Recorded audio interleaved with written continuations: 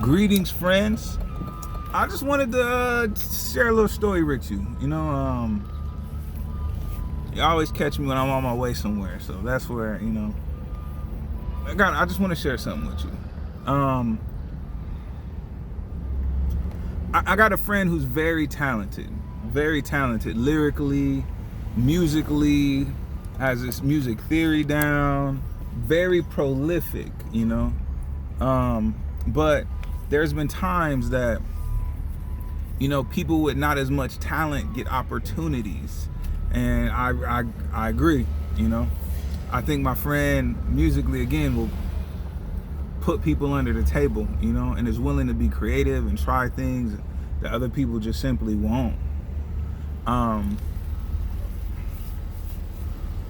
so one day we're talking, and he's sharing about the different artists that are like local and walking through and progressing, and how for some reason them doors ain't opening for him even though he got a bunch of talent.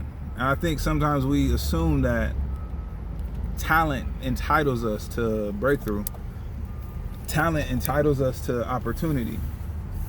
And I think Michael Jordan said this, they were like, man, you're the greatest of all time, and he said something to the effect of, I don't want you to believe that it was talent that got me here and not hard work. That talent just somehow was a red carpet and it was easy to get here. It wasn't. And to be honest, there's dozens of Michael Jordans that never leave their city, their state, their town, their block. There's dozens of Michael Jordans and Allen Iversons and Randy Mosses and Albert Einsteins. Dozens that never, ever, ever leave where they're from. And Michael Jordan said it was hard work. It was hard work to be here. And I guess, my friend is watching other people get opportunities that he's not, but he's kind of complaining. And again, sometimes we believe that just because you got talent, it entitles you to opportunity. No. Opportunity don't care about talent. We got all these different artists being signed, and they're trash. They're being, industries are pumping plastic. And anyway, so my friend is kind of, whatever, this and that, this person, that person, whatever. And I was like, bro, I'm gonna be honest, bro, you got so much talent, it'd be ashamed if you wasted it. And I could feel this like, oh, how dare you, but I'm like, but no, listen, you got something worth having. You need to work at keeping it. Hustle beats talent. There's people who hustle beats talent. That's the difference between quality and branding. You got companies that are spending $1 million trying to sell you, I don't know, an iPhone. And I don't know, I got another, whatever, we could skip it. You got companies trying to sell you a car and they're branding it just fine. They're positioning it. That's hustle. But you got other companies that don't spend nearly as much, spend more money on the product, making sure they get it right, and testing and the theory and the buttons and the whistles and crash test ratings and all these other things.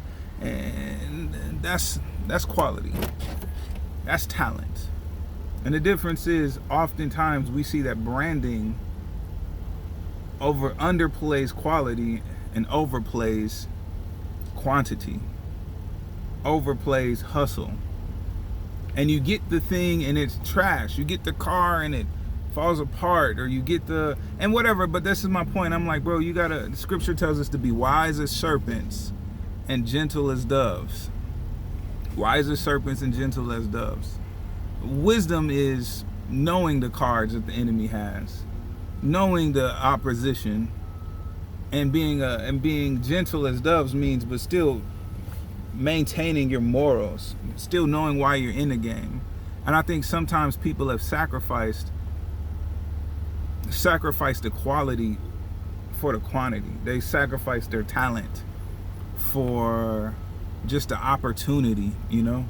Hustle beats talent. If you don't plan on move, faith without works is dead. If you don't move your feet, what you believe in your heart is trash. Anyways, I love you, friends. Don't waste your talents because you choose not to hustle. And don't blame anybody else. Faith without works is dead.